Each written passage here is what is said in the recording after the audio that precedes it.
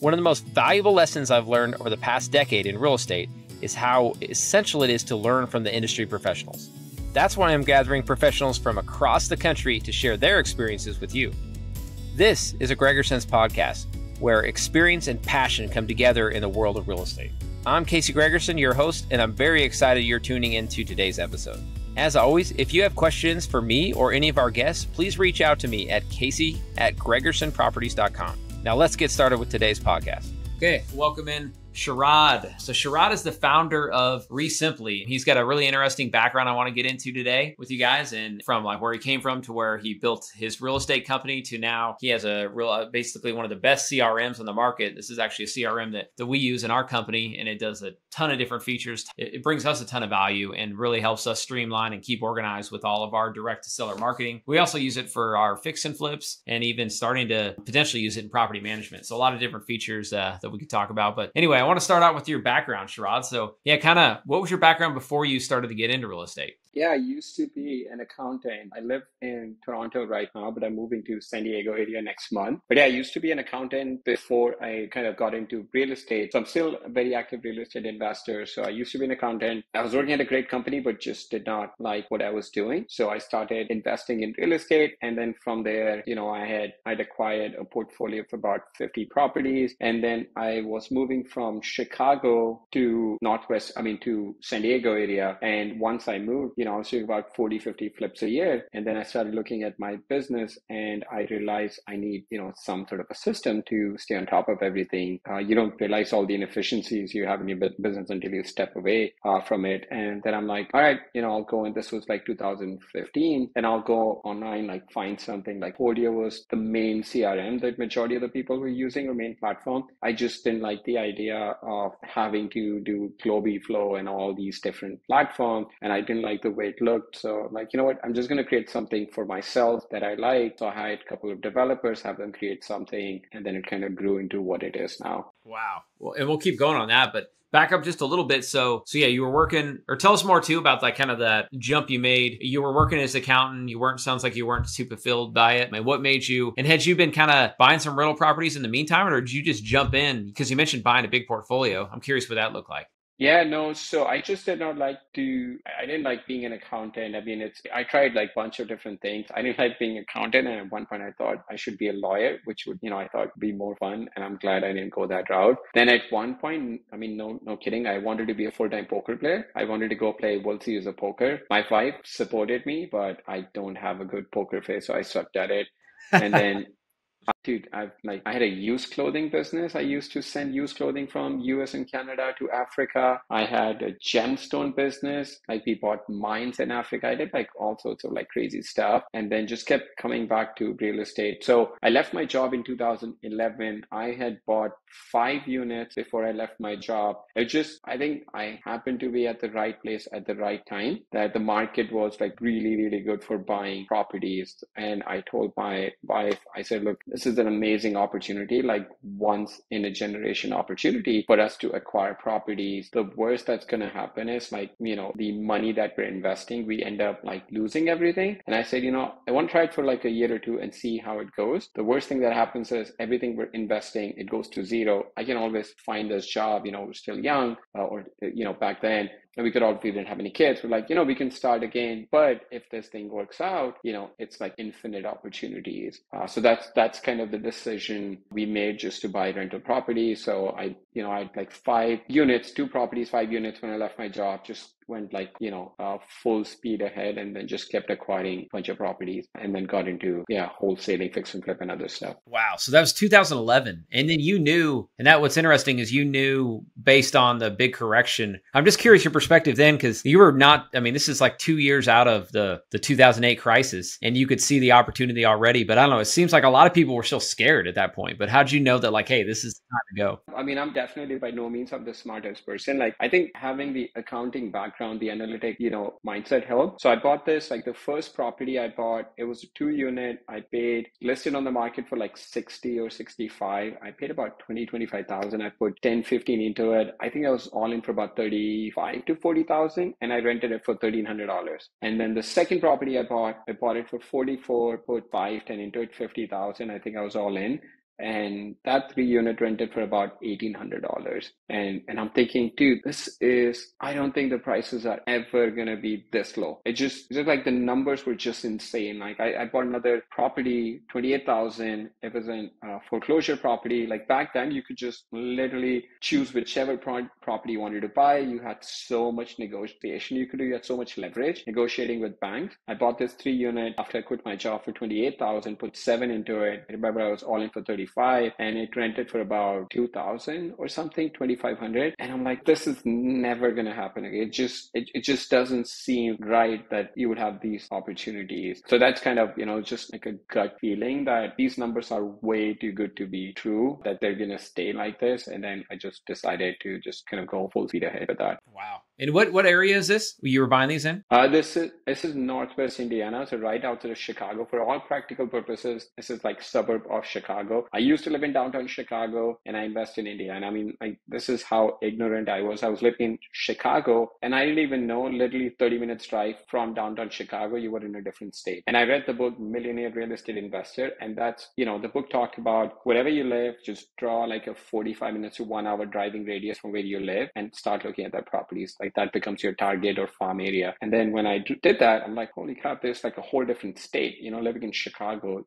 you don't like really care about Indiana. No offense to Indiana, but you're living in downtown Chicago, and I'm like, holy crap, there's like this whole different state that falls within my 45 minutes to an hour drive. So that's where I started looking a little bit more into it. But yeah, it's like, even when I travel there, I stay in Chicago. My brother lives there, so I stay with him, and I just drive every day when I go, like half hour to 45 minutes drive to get these properties. Okay, because so when you left the job, you were in Chicago and then buying these properties Northwest or in Indiana. Okay. So super interesting. And then, yeah, you answered the question there. It's like, to you knew the numbers, and you're like, no brainer. I'm buying these properties for under 50,000 and they're renting for, I mean, you were doing we talk about the 1% rule. You're hitting like the 3% like 3%. Like some I had like 4%. It was insane, man. It was just way too good to be true.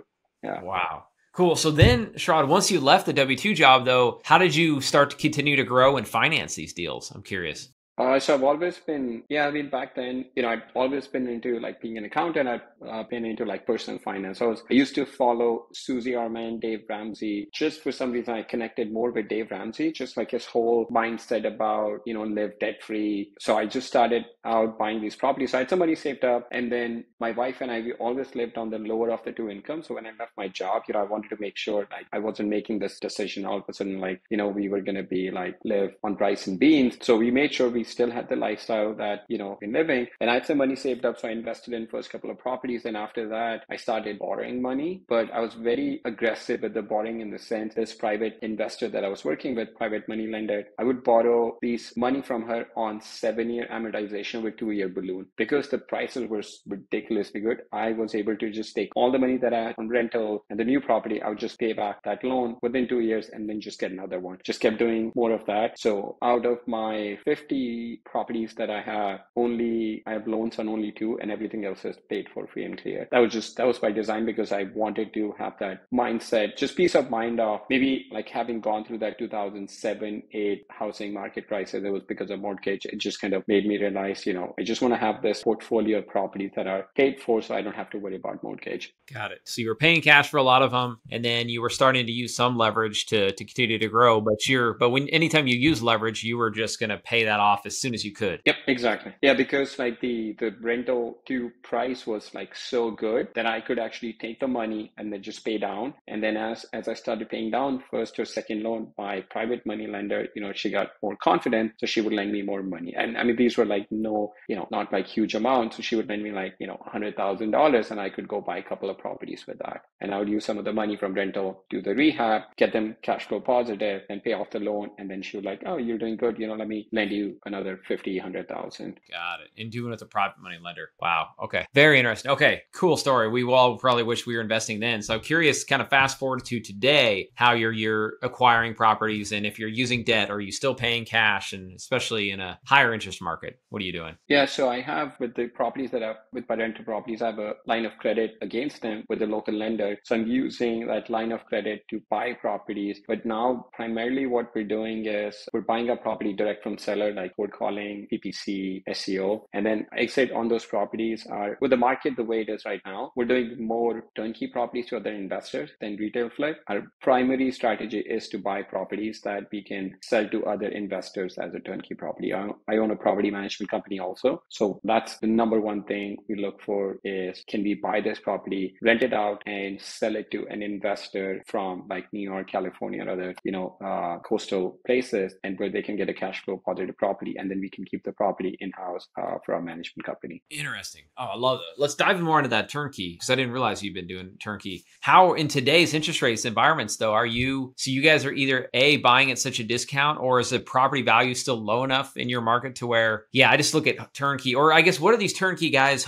are they paying all cash on these deals and they're just going off more of a cap rate that they're good with? Or no, majority of the people, or almost all the investors that we sell to, are buying. We just signed contract for 2 properties to sell this week, and they're all going through financing. I don't remember the last time we sold something with a cash, maybe like a few months ago. But basically, as long as it meets the 1%, it works for investors. Really? A lot of these guys understand that, but eventually the interest rate are going to come down, and that's where they're locking in the pricing at this point. And there's no inventory right now. So, and these guys still have money to invest, and they just like the idea of investing in real estate versus investing in like stocks or other mutual funds and whatnot.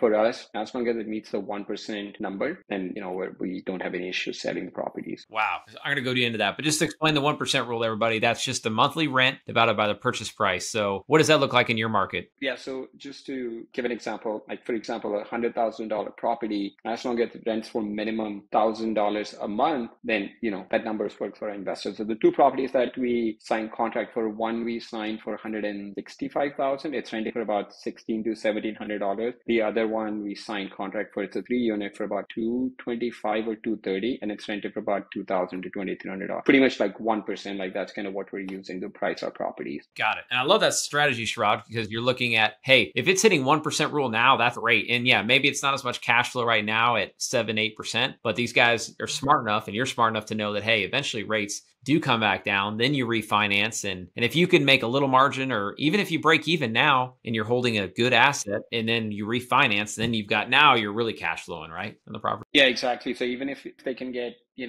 $100 a unit, $150 a unit in cash flow, they're still happy with that, because once they refinance, that number is going to go up. The rent is only going to go up. So they see that variable of the mortgage payment, in a couple of years, they can refinance. So instead of paying at 6-7%, if they can get it down to 4-5%, then that's just going directly to their cash flow. Interesting. So I'm curious, Sharad, too, how you've kind of cultivated these relationships or found these people in other markets to invest in your market, right? Because we have the same thing where we're able to find the 1% rule. These deals make sense, and there are people, it's just like, if I could show these people in these other markets like California, New York, New Jersey, where they can't buy a cash flowing property, like, hey, come look at this deal. But I'm curious how you've done that. So, a lot of these people are like repeat buyers. Like we have one investor, he's bought 35 properties. So once they buy a property and they see that it's cash flowing, a lot of these people would come back. It's like, as long as we provide them good cash flowing properties and they see year 1, year 2, they're cash flowing and they have good experience, then they definitely want to come back. But we also sell a lot of properties through roofstock.com. That's been really good for us. Roofstock charges about 2.5% on,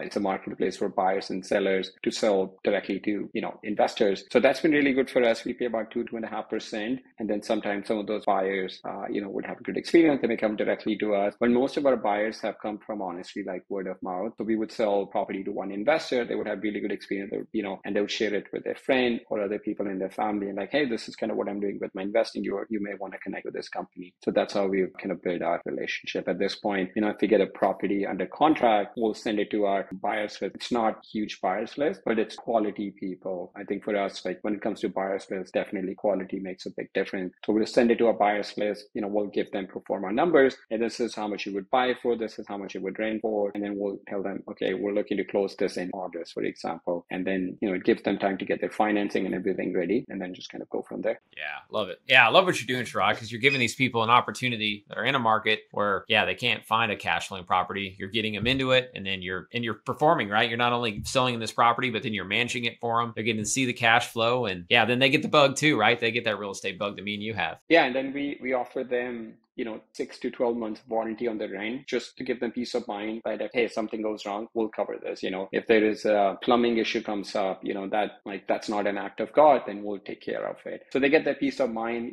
Like a lot of these people I've never actually even met with that are investing with that. I've never even actually talked to them. My project manager, she's managing all of this, but it's based on the quality of the product, the service that we're providing, and just peace of mind, especially if somebody is investing in a new market, if they're getting the 6 to 12 months peace of mind that, hey, if anything goes wrong, it's covered. If the tenant stops paying, like, we'll cover the eviction, we'll help them with, paying the rent until it's rented out again for the first 6 to 12 months. Then they get the peace of mind, and then they can confidently move forward. And once they buy their first property, they have really good experience. And like, hey, this is going really good. Do you have other properties that I could invest in? Awesome. Well, I want to go back to kind of the beginning conversation, because I know I could tell you just think like an entrepreneur, because again, you left your W-2 job, you started buying real estate, had some success, and then you wanted to build out another stream of income, which is what you've done with your CRM company with Resimply. But I'm curious how you started to talk about it to where there wasn't like a robust CRM out there, and then maybe just kind of break down the basic parts of what your CRM does. But I'm also curious, like, once you started to build that out, how were you able to, you obviously have a technology and an automation type brain to where you're able to see something and then build it out. Because I actually asked Sharad at the beginning of this, I'm like, hey,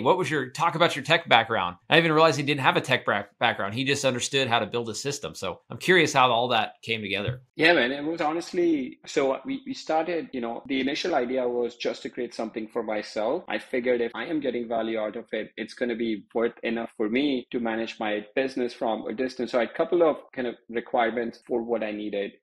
One was everybody on my team should be able to work from the same system. I did not want my acquisition team to be using one system. I did not want my lead manager to be on a different system, because we fix and flip a lot of, pretty much all our properties. I wanted my project manager to be on the same system. So that was definitely a big requirement, that everyone had to be on the same system, just so that, we weren't opening multiple platforms saying, hey, oh no, I put it in the system. So that, and then being an accountant, we had to know our KPIs. Like, those were the two, especially because I was going to be in San Diego managing my business in Indiana. I wanted to make decisions based on the numbers and not based on someone's story. And then my project manager, she also lives in California. So she's managing everything from California in Indiana. She flies out once or twice a year to manage everything. And so those are a couple of requirements that I had. And then basically these were the processes that I was using in my business, but it was kind of, on Google Sheets, it was on Excel, it was on my paper. And then we just thought, hey,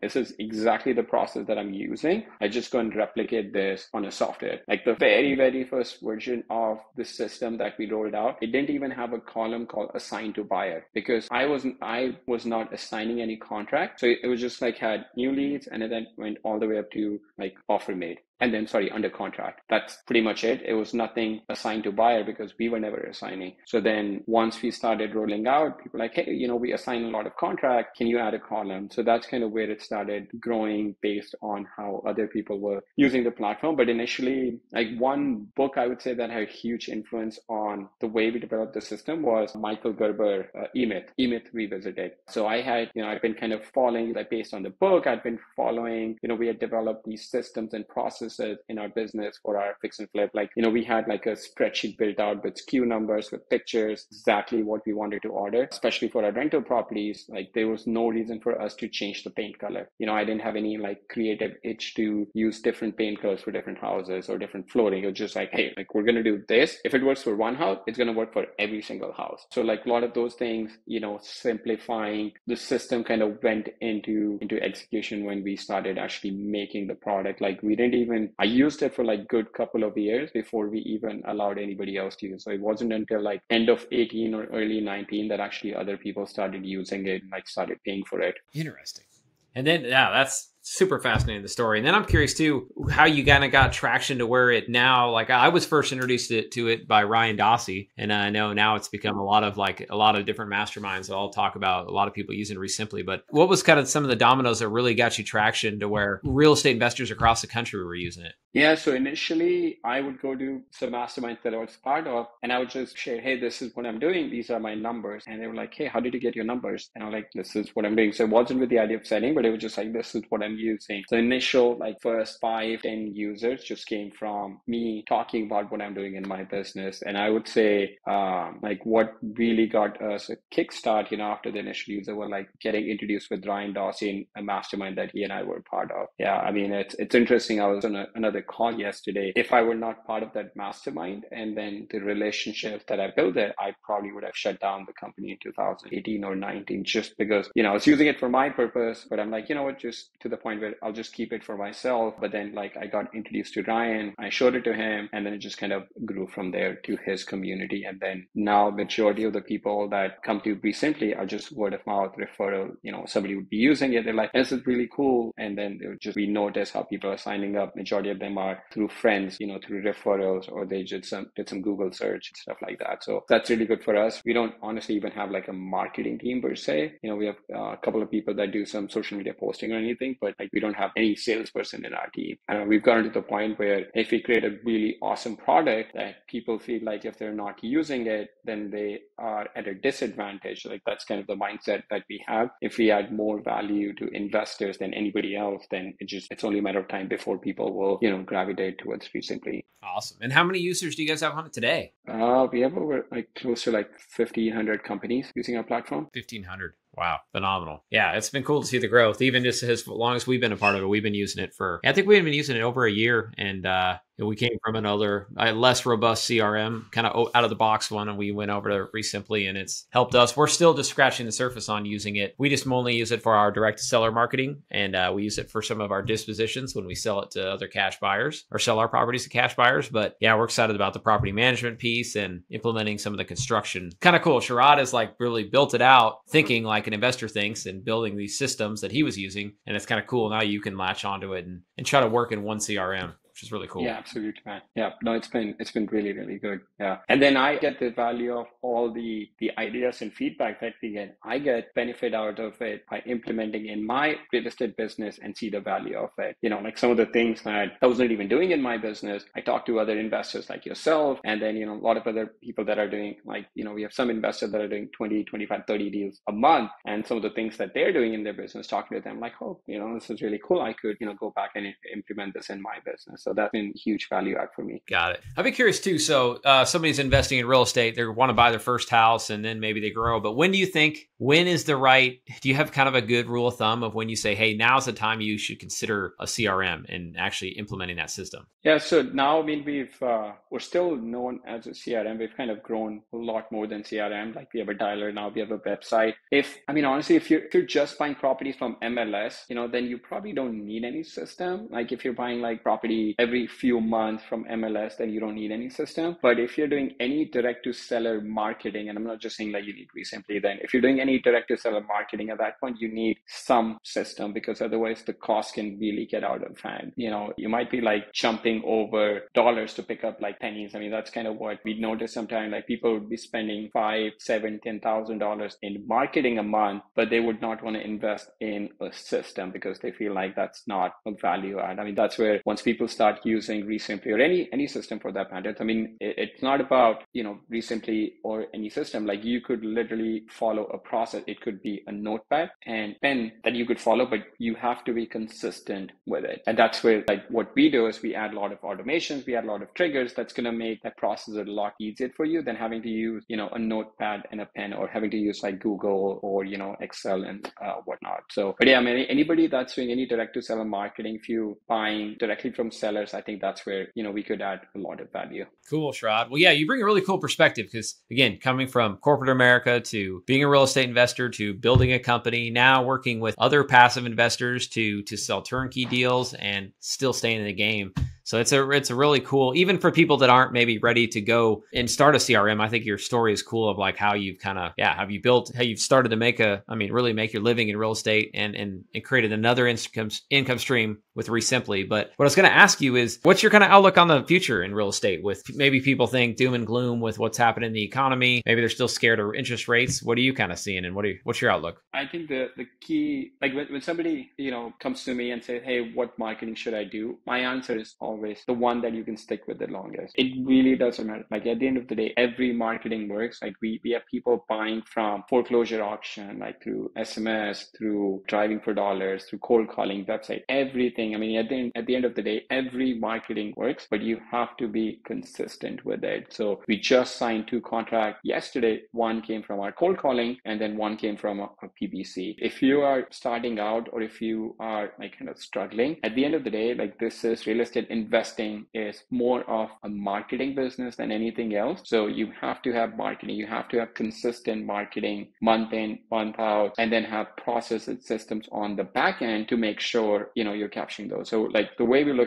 I look at my business, a lot of investors that I talk to is like there's 4 pillars to your business, right? You have the data piece. You want to start with the right list of people that you're reaching out to, right? If you're not mindful about the data piece, you could have the most amazing direct mail, you could have the most amazing script, but if you're sending direct mail to people who just bought their house last month, no matter how much marketing you do to them, it's not going to make any difference. So you want to start with the right list of people, the data, and then you want to market to them, right? You have the list now, you want to figure out a way that you reach out to them. So you could have direct mail, you could have cold calling, you could have SMS, and then you want to make sure it fits your budget and also personality. Just because something is working with someone else, don't force it in your business. Just see, is this something that I can sustain with for 6 months or a year? And if it works, can I sustain this, for years and years? For example, we don't do any SMS marketing. That's just something I don't personally feel comfortable with. We do cold calling, but somebody else in my team is doing it. If it were me, I would just do direct mail, PPC, because then it's inbound and people are calling me. I don't have the personality to like pick up the phone and start calling someone, but some people are amazing at it. So then you have the marketing. And once you start getting the leads from the marketing, the next pillar is your sales part of it. Like how do you convert those leads into deals? We can add a lot of automations to convert those leads into like cold leads to hot leads, but then you have to be able to close those leads. You have to kind of understand where people are coming from, so that's where like the sales piece of it comes in. And then the last piece, which gets overlooked a lot of time, is the operational side of it. You could spend like $100,000 a year in marketing, but the goal is, the way I look at this is the goal should not be, one of the goals should be to increase your top revenue. But at the end of the day, the most important thing is what's your net profit? You don't want to be making $1 million in revenue, but only have $50,000 the business is making. I would much rather run a super lean and efficient business where we're making only, let's say, $700,000 or $800,000, but our net profit is $300,000, $400,000. I would much rather have that business, like have a very high net profit percentage as to like very high top line number. If your top line number goes up, your percentage of net profit should not go down. Like I live in Canada, my project manager lives in California, and my lead manager, she just moved from Philippines to Canada for her higher education. So we don't even have anybody based locally. We're a totally virtual team, and we're making all the decisions based on the numbers. We look at the numbers, we say, okay, what's working, what's not working? Whatever is working, let's double down on it. Whatever is not working, let's just try it. Make sure we have the confidence in saying it wasn't our fault that it did not work. We tried it, but just it didn't work for whatever reason, however the market is, and then we cut it out and just keep doubling down on things that are working. Awesome, Sharad. Well, I want to kind of ask one kind of final question, but to summarize, Sharad has given you guys really tangible ways to go direct to seller marketing, right? Because I see our listeners might be one of 2 different investors. They might be someone who wants to go find off-market deals and buy properties, or maybe they want to be buying turnkey or passive. But Sharad's given you guys a lot of like really tangible things that you can do to get started if you want to go direct to seller. But as Sharad mentioned earlier, you can also just buy turnkey properties. And Sharad's literally sells turnkey. We also sell turnkey, where we're going to find the deal for you. We're going to manage all the CRM stuff. We're going to do the property management. We're even going to do we're going to remodel the house. And I love what you said, Sharad, about giving basically a warranty for 6 to 12 months. But I guess to kind of summarize, how would you speak to kind of those people who are kind of on the fence now, but want to be more turnkey? So they don't want to take the time to build out a system, but they do want to still get in the real estate game, but maybe they're scared. They're thinking this is not the right time because interest rates are so high. And it's just, there's all this doom and gloom out there. What would you say to them? Yeah, man. The way I look at this is like, what's the opportunity cost of you not taking an action? Let's say you have $100,000 right now, right? Let's say it's beginning of the year. You could invest in a turnkey property, for example, and let's say you only make, annualized 7-8% on that, right? You could make a lot more if the interest rate were lower, but let's say you only make 7-8% on that, and let's say you don't actually take any action. So one opportunity you have is to invest that money in real estate and make 7-8% at a minimum, investing in turnkey properties. And the other option is you don't do anything, you wait for the right time. By you not doing anything, first of all, you lost the opportunity to make that 7-8% on that, which would be like 7,000 to 8,000, right? The other is you lost money because of inflation. That $100,000 that's worth $100,000 at the beginning of the year, it's not going to be worth $100,000 at the end of the year. It might only be worth like $90,000 to $95,000. So you actually lost the opportunity to make that $78,000, plus value of your money went down. So you actually ended up losing about $15,000 roughly on that money. So you actually lost 15% on your money by not taking an action. That's how I look at it. I used to be an accountant, so my mind kind of works based on numbers. So yeah, that's how I look at it. It's just like, what is my cost of not taking an action? Yes. Yeah, of course, people that are active in real estate investing, they're going to make more money because then you're budgeting your rate of return on your time and money. If you have, a lot of people that we sell turnkey properties to, they have more money than time available. That's why they do turnkey route. And it just makes sense for them. They're getting consistent cash flow. And then it's like the compound effect is where it really starts making a dent. You might not notice it with first property or second property, but if you have 5 properties and you have this cash flow coming, then you're like, oh, I'm getting like about, $1,000 or $1,500 a month from my properties. Like, this takes care of my, whatever expense you might have, it takes care of like a couple of car payments for me or whatever it might be for you. And that's how you start looking at it. And you're like, hey, if I buy another property, it could take care of my, groceries for the month. But that's kind of how, I started looking at it. So yeah, worked out. That's a great point. So I'm going to ask one last one though, Sharad. So what would you say though to those people? Because you made a great point that, hey, you're missing out on, say, 7% return on your money using buying a turnkey property, or even just invested passively as a lender or as a limited partner. You could be getting the same return. And then you're also, there's that delta. So that's this delta. There's also the delta of your money literally just losing money because of inflation, right? But what about those people who are just so scared? They're so risk averse. They're like, but I don't know real estate. And what if I lose it all? Like, what would you say to those people? I mean, how, like, that's emotional brain talking, right? But when you think about it rationally, you're going to make decisions based on the numbers, right? I mean, that's how you want to look at it. Let's say if you're investing in a market in Wyoming, right? You want to look at, okay, what has the real estate market been doing in that area for last 15, 20, 50 years? I mean, that's a great thing about, online. You can do a lot of research. If you notice that the value has been going up consistently, then you can feel confident. I mean, nobody knows what's going to happen tomorrow, right? You're making decisions right now based on the data that you have available and based on kind of, what's going on with that area that you're looking to invest. If you feel confident enough, it's never, I don't think you're ever going to feel like 100% confident. Like, even when we buy a flip, like, we don't have like 100% confident surety that, oh, this is going to be a slam dunk deal. There's always in the back of our mindset, okay, what that goes on. But if the benefit of doing that deal is more than the cost of not doing that deal, it makes sense. Yeah. I don't think the market is going to crash with the way a lot of people are thinking. I mean, you still have this huge demand, from buyers. It's just the lack of inventory right now. Like, that's the biggest constraint. And if you're able to buy a property where you can lock in like 7-8% interest, 7-8% return, or whether even if you're doing passively, once the interest rates start coming down, that number, the 7-8% is only going to go up for you. Your rent is going to go up, your cost is going to come down. So you might actually be making like 12% on your money. I like investing in rental properties or real estate because it's a tangible asset.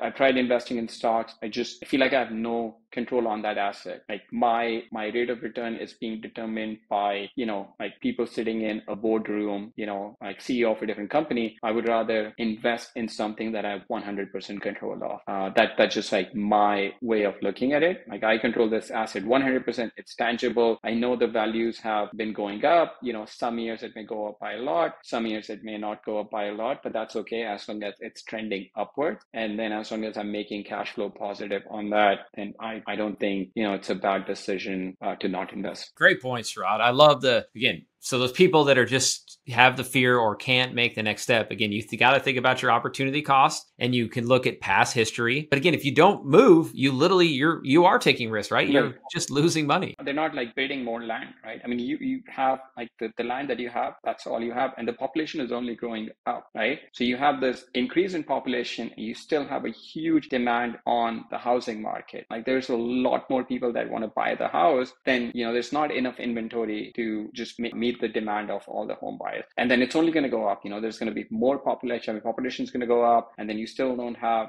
enough demand. I mean, enough supply. So there's always going to be demand for housing market. You just want to look at the area, location that you feel comfortable with, and then just, do your research. But if once you feel comfortable, then just, don't look back. Just let the numbers speak for itself at that point. Yeah, no, I love it. Love your perspective, and love the last thing I want to highlight. You said is the control you have over the asset. It's a fixed asset that you can point to and you can touch, right?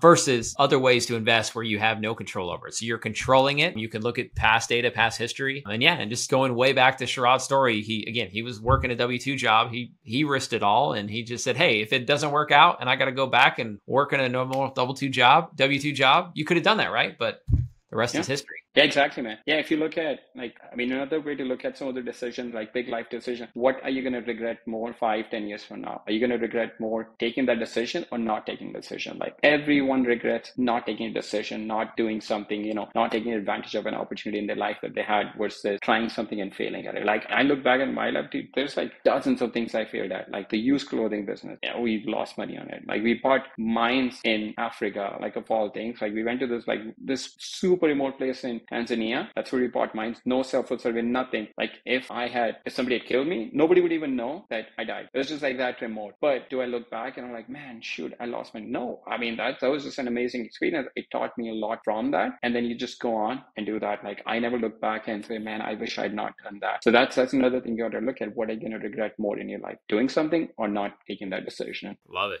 Take action. Go out and take some action. Cool. Well, thank you, Sharad. This has been awesome today. A really cool perspective and shared some cool resources for people and hopefully some motivation to get started in some way or fashion in real estate. Yeah, absolutely, man. Thank you for having me, man. This was really great. Yeah, absolutely. As you may have learned by tuning into this episode of Gregor Sense, the easiest way to make real estate investing hard is by going at it alone. So as you continue learning and seeking knowledge of the industry, I want to encourage you to build relationships with other professionals who are passionate about real estate. Whether that's an agent, a business owner, or a managing investor like myself, there are pros that want to see you succeed and are willing to help you by sharing their experience. You can always reach me by visiting caseygregerson.com and scheduling a call. I look forward to connecting with you and continuing to share my experience with you here on Gregor Sense Mobile. Until next time, I'm Casey Gregerson. Thanks for tuning in.